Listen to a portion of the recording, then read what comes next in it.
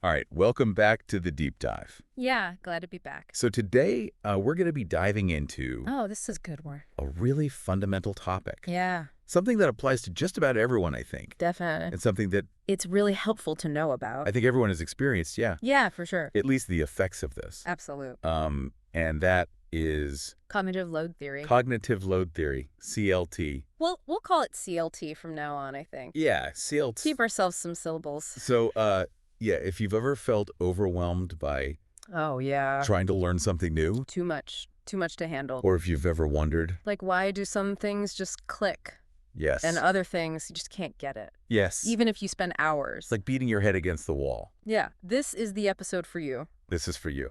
Understanding CLT is going to help. It's going to give you a framework. A lens. Yes, a lens to analyze your own learning. Yeah.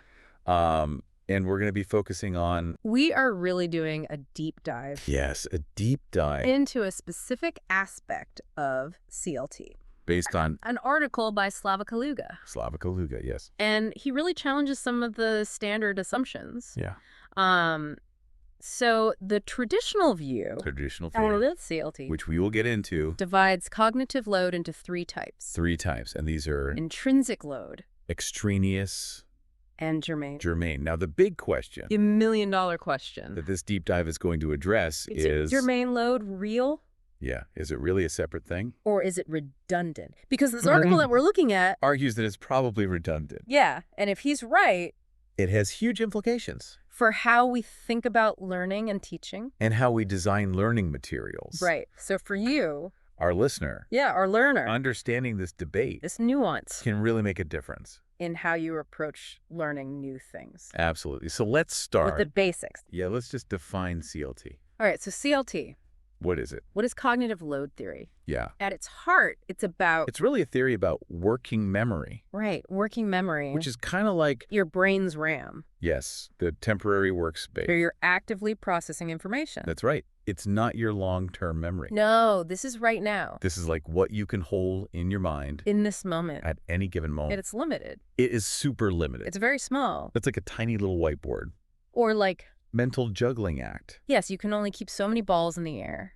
before you drop it. Yeah, before you drop them. And it's also time limited. Yeah, it fades quickly. If you don't do something with You're it, it's gone. So that's your working memory. And CLT basically says That learning is about managing the demand, the load. the load on that working memory. Because if you overload it, Nothing gets through. yeah, it's like a traffic jam in your brain. Yeah. So the traditional view in CLT, Which we are going to question, yes, but we need to start with it. we got to start somewhere. Breaks down this cognitive load into three categories. 3 types. And the first one is Intrinsic load, And this is all about the inherent difficulty. the thing you're trying to learn. Right. It's not about how it's taught. No, it's about the material itself. The material itself, if you're trying to learn it, quantum physics, Yeah. it's going to be inherently difficult, it's going to have a high intrinsic load. no matter how well it's explained. Right. What drives this intrinsic load? It's this idea of element interactivity. You live in interactivity. How many pieces of information Need to be considered together at the same time to make sense of something. to understand it? So Think about, think about learning a new software program, oh yeah, like, I don't know. Photoshop. Yeah, Photoshop. When you first open it up, It's terrifying. so many buttons, so many menus. So many- all these different functions. Yeah, it's just information overload. So that's a good example of high intrinsic load. Lots of individual And those elements all need to be, interacting in your mind yeah, you got to keep track of all of them at the same time. and how they relate to each other. Right, to actually use the program. So Now imagine, chess novice, yeah, someone who's never played before, just learning the game, each piece it's like a separate that element, they have to remember how it moves, where it can go. all these different rules. So again, high element interactivity. High intrinsic load. Yeah. A chess expert. Oh, they see the board differently. They don't see individual pieces. They see patterns, They see chunks. groups of pieces that work together. as a unit. So what was many elements? For the novice, Yeah. becomes a single chunk. A single For element. the expert, So their intrinsic load is much lower. way lower. Even though the game is the same. Exactly. It's because they have well-developed schemas. Schemas? Now those are organized knowledge structures and long-term memory that allow them to process the information in their working memory. way more efficiently. So basically, your prior knowledge Your expertise. can actually reduce the intrinsic load Your. when you're learning something new. So you can't always just eliminate intrinsic load. Now, sometimes this stuff is just hard, Yeah, you got to learn it. but you can manage it. So how do we do that? There are some key techniques. What can teachers do? What can instructional designers do What can you do if you're trying to learn something new? to manage that intrinsic load? Okay, so first off, Simplification. huge. Right. Break down those complex concepts, Into smaller, more digestible chunks. especially at the beginning. Don't overwhelm people right away. Yes, start small. Build up from there. Okay, what else? Segmentation. Segmentation, what's that? Basically, Breaking up the material? into manageable stages. So you're not trying to learn everything at once. No, you master one part, Then you move on to the next. and the next. So you're gradually building up your knowledge. Layer by layer. Okay. And another important technique is pre-training. Pre-training. Making sure the learner has... Necessary foundation. Before you throw them into the deep end. Yeah, like You wouldn't try to teach someone calculus. if they didn't know algebra. Exactly. So pre-training is about Filling in those gaps providing those building blocks so the learner is ready to tackle the more complex stuff. without getting overwhelmed. Hmm. Those are some ways to manage intrinsic load. Yeah, it sounds like... It's all about being strategic Yeah, and thoughtful about how you present information. and understanding the learner's current level Yeah, where they're at. so you can meet them where they are. Okay, so that's intrinsic load. The inherent difficulty. Now let's talk about... Extraneous load. This is the bad stuff. This is stuff we want to get rid of. This is the stuff that makes learning harder than it needs to be. It's the cognitive load. That doesn't actually contribute to So learning. wasted effort. Mental energy spent on things. It don't really matter. And this is often caused by Poorly designed instruction. bad teaching methods. So fusing explanations. Like The these- classic example. Is the split attention effect. Oh, yeah, that's a good one. So imagine you're trying to learn from a diagram, Okay. but the explanation of the different parts, Is on a separate page. yeah, you got to flip back and forth. Back and forth. Trying to connect the visual with the text. Mentally integrating. Yeah, and it's so frustrating. It is. Because You're wasting so much mental energy I'm just trying to find the information. instead of actually understanding it. And that's extraneous load. In a nutshell, So early on, when CLT was first being developed, a lot of the research focused on, identifying and mitigating extraneous load like, how can we design better instruction to reduce this wasted effort, to make learning more efficient? more effective, And some of the key strategies are, integrating text and graphics so they're right next to each other, in the same visual space. so you don't have to search for them. Right. Eliminating any redundant information, Get rid of the fluff, keep it concise, clear and to the point, and using clear, unambiguous language. no jargon, No complicated sentences. simple, straightforward explanations. So By minimizing extraneous load. we free up more working memory capacity And the important data. for the actual learning. And interestingly, These extraneous load effects, they seem to be more pronounced. when the intrinsic load is already high, Yeah, so if the material is really complex, a little bit of extraneous load can really push you over the edge. make it much harder to learn. But if the material is pretty simple, You might have a bit more leeway yeah, you can handle a little bit of extraneous load. without it completely derailing your learning. Okay, so we've got intrinsic load. The inherent difficulty, We've got extraneous load. the wasted effort, And now we come to a controversial one, the one that Kalyuga is challenging. germane load, This is the load that's supposed to be dedicated to learning, the effort you put in. to actually construct schemas, Those mental the models organized knowledge structures, that represent your understanding. and to automate them through practice. so they become readily accessible. So things like Actively trying to connect new information. to what you already know. Or thinking about how different concepts relate to each other. Yeah, like drawing connections, Making inferences. going beyond the surface level. Self-explanations are another example. Where you try to explain the material to yourself. In your own words. Over to someone else. Right, and studying a variety of examples To really grasp the underlying principles. that can be applied in different situations. So those are all. Traditionally seen as activities that increase germane load. And lead to better learning transfer. Deeper understanding.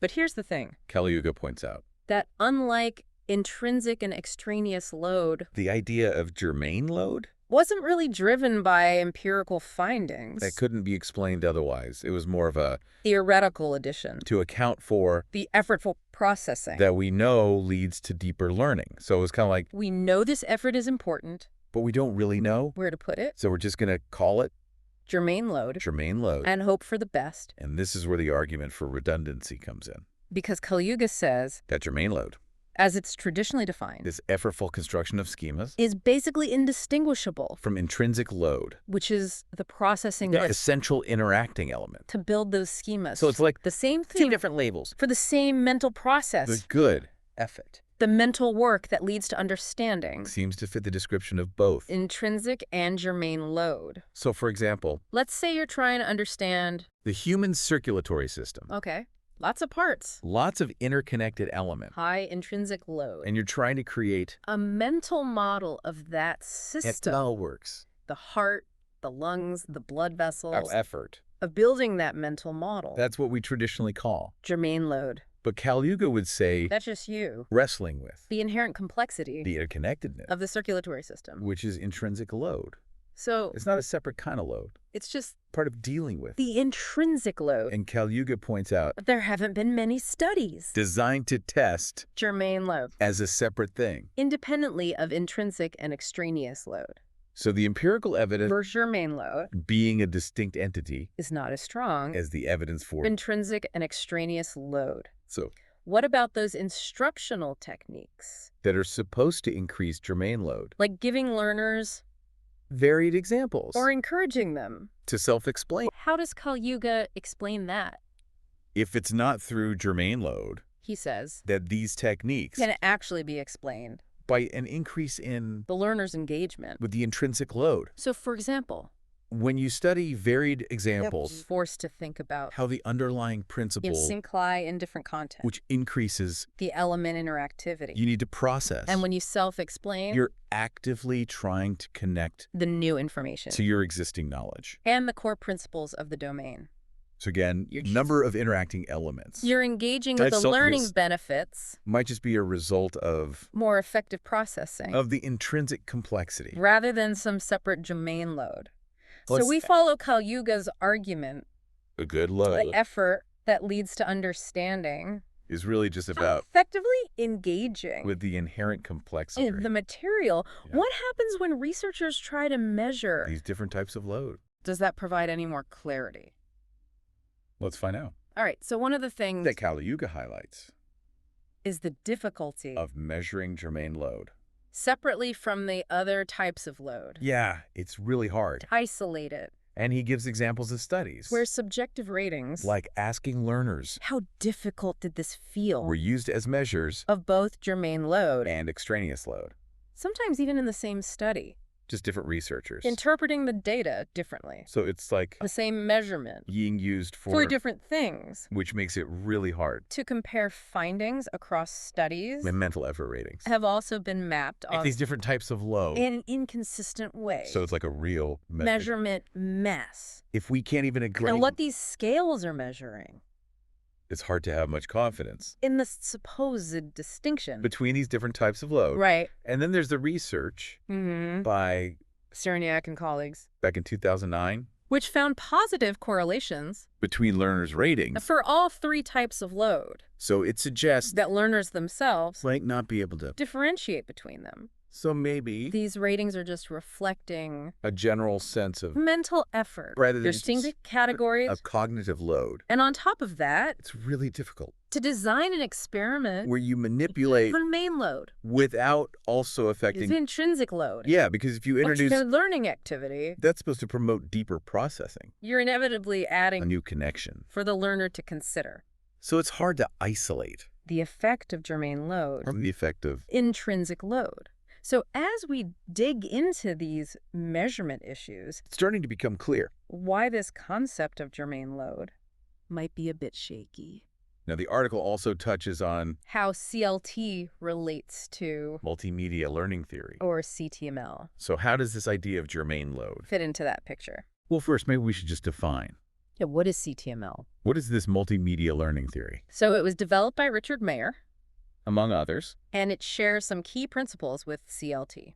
Like the idea of limited working memory, and dual-channel processing, which is the idea that we process audible and visual information in different channels. And CTML also has its own model Of cognitive load. which is a triarchic model. 3 parts. Essential processing. Extraneous processing. And generative processing. And those map onto... And there's 3 types of load in CLT. So essential processing is like... Intrinsic load. Extraneous processing is still... Extraneous load. And generative processing is like...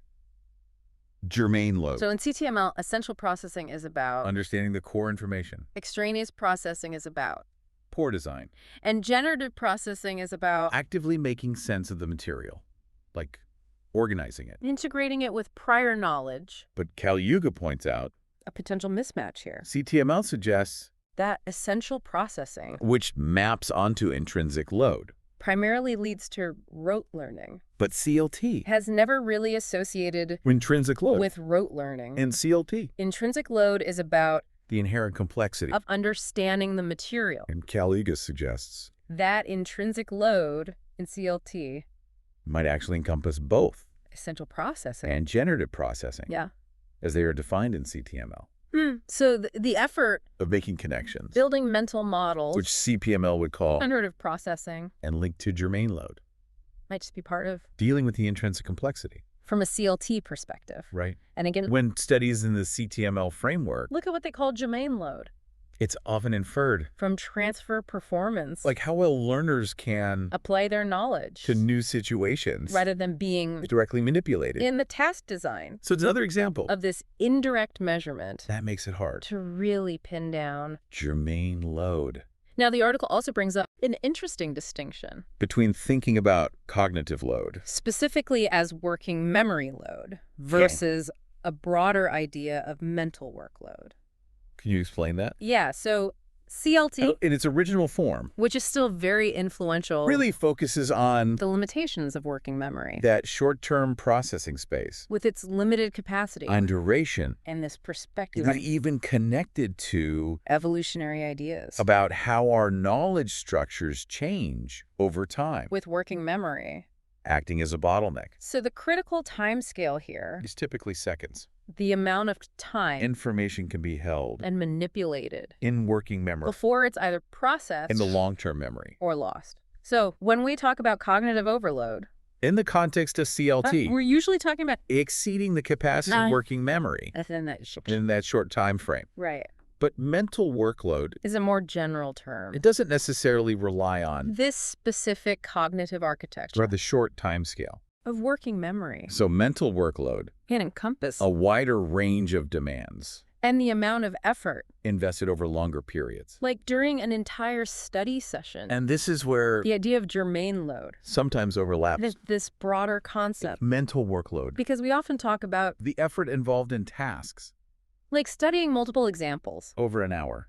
Which feels like... More than just... What's happening? In working memory. In a few seconds. So those activities... Unless I'm associated. With germane load... Are typically considered... A more macro level. Like the effort... Of elaborative rehearsal. Over a study session. Whereas cognitive load... In the strict CLT sense. Operates at the micro level. Working memory processes. Within those short time frames. And Kalyuga mentions... Suggestions to expand CLT. Beyond working memory. Like Schnatz's concept of mental energy. But Kali Yuga argues... That's not really consistent. With CLT's core definition. Which is centered on... Working memory limitations. So, trying to fit... This longer-term, effort-based idea... Of germane load... Into the short-term... Capacity-limited framework... Of working memory. Creates some conceptual challenges. Yeah, it doesn't quite fit. So this leads us to... The idea of reconceptualizing... Germane load... What if... Instead of thinking of it... As a separate type of load. We think of it as... Germane resources. Germane resources. That's what John Sweller... One of the founders of CLT. Has suggested. Instead of being... A separate kind of mental demand. It's about... How we choose to direct. Our limited mental resources. Exactly. So in this view... You also have... Extraneous resources. Which are the working memory resources. The unwasted. On dealing with extraneous load. And total cognitive load. Becomes simply... Intrinsic load. Plus extraneous load. The total resources required. For a fully engaged learner. To process the material. Given its complexity. And how it's presented. But how those resources are actually allocated. depends on things like motivation, engagement, which are important, but outside, core scope of CLT. So the focus shifts back to distinguishing between intrinsic load, and extraneous load, and research should focus on how to design tasks, that help learners manage intrinsic load, while minimizing extraneous load. So this revised perspective has implications for instructional design, how we teach. how we learn, The goal remains the same. optimize learning. By managing cognitive load But the first step, is still reducing extraneous load. get rid of the unnecessary stuff Free up those working memory resources. for the essential processing And managing intrinsic load, becomes finding the right level of challenge. not too simple, Not too complex, but just right. Goldilocks. Exactly. So this might involve Adjusting the learning goal, the sequence of information, simplifying the material and initially, then gradually the increasing. complexity. So those learning-enhancing increases In cognitive effort, that we might have previously called Germane load are now better understood as increases in intrinsic load, driven by. well-defined learning objectives So when we're designing instruction. we should be thinking on 3 levels 3 levels. Okay.